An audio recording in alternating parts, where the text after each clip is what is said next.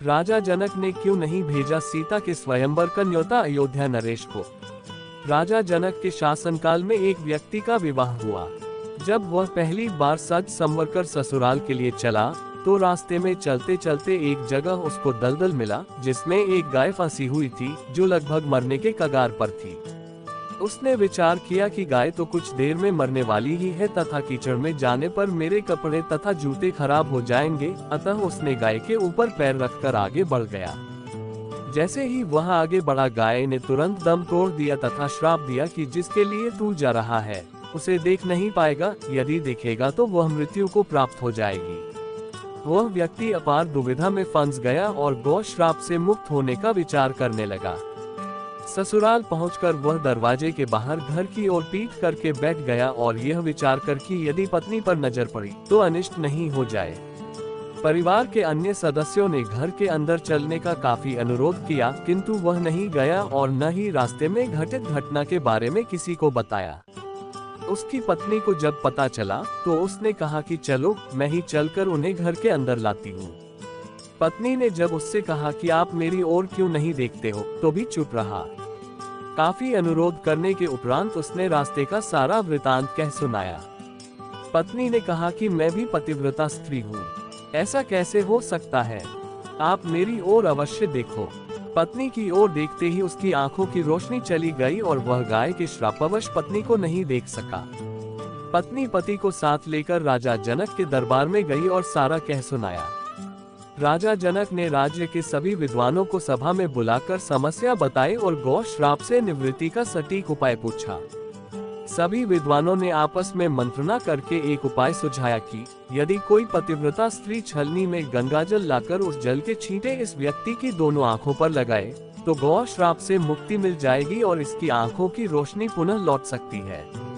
राजा ने पहले अपने महल के अंदर की रानियों सहित सभी स्त्रियों से पूछा तो राजा को सभी के पतिव्रता होने में संदेह की सूचना मिली। अब तो राजा जनक चिंतित हो गए। तब उन्होंने आसपास के सभी राजाओं को सूचना भेजी कि उनके राज्य में यदि कोई पतिव्रता स्त्री है तो उसे सम्मान सहित राजा जनक के दरबार में भेजा जाए। जब ये सूचना राजा दशरथ अयोध्या नरेश को मिली तो उसने पहले अपनी सभी रानियों से पूछा। प्रत्येक रानी का यही उत्तर था कि राजमहल तो क्या, आप राज्य की किसी भी महिला, यहाँ तक कि झाड़ू लगाने वाली, जो कि उस समय अपने कार्यों के कारण सबसे निम्न श्रेणी की मानी जाती थी, से भी पूछेंगे तो उसे भी पतिव्रता पाएंगे। राजा दशरथ को इस समय अपने राज्य की महिलाओं पर आश्चर्य हुआ और उसने राज्य की सबसे निम्न मानी जाने वाली सफाई वाली को बुलाकर भेजा और उसके पतिव्रता होने के बारे में पूछा। उस महिला ने स्वीकृति में गर्दन हिला दी। तब राजा ने ये दिखाने के लिए कि अयोध्या का राज्य सबसे उत्तम है, उस महिला को ही राज सम्मान के साथ जनकपुर को भेज दिया। राजा जनक ने उस महिला का पूर्ण राजसी ठाट बाट से सम्मान किया और उसे समस्या बताई। महिला ने कार्य करने की स्वीकृति दे दी। महिला छलनी लेकर गंगा किनारे गई और प्रार्थना की कि हे गंगा माता, यदि मैं पूर्ण पतिव्रता हूँ तो गंगा जल की एक बूंद भी नीचे नहीं गिरनी चाहिए। प्रार्थना करके उसने गंगाजल को छलनी में पूरा भर लिया और पाया कि जल की एक बूंद भी नीचे नहीं गिरी। तब उसने ये सोचकर कि यह पवित्र गंगाजल कहीं रास्ते में छलककर नीचे नहीं गिर जाए, उसने थोड़ा सा गंगाजल नदी में ही गिरा दिया और पानी से भरी छलनी को लेकर राजदरबार में चली आई। राजा और दरबार में उपस्थित सभी नर नारी ये दृश्य देख आश्चर्यचकित रह गए तथा उस महिला को ही उस व्यक्ति की आंखों पर छींटे मारने का अनुरोध किया और पूर्ण राजसम्मान देकर काफी पारितोषिक दिया। जब उस महिला ने अपने राज्य को वापस जाने की अनुमति मांगी तो राजा जनक ने अनुमति देते हुए जिज्ञासावश उस महिला से उसकी जाति के बारे में पूछा।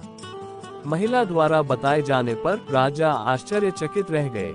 सीता स्वयंवर के समय यह विचार कर कि जिस राज्य की सफाई करने वाली इतनी पतिव्रता हो सकती है तो उसका पति कितना शक्तिशाली होगा।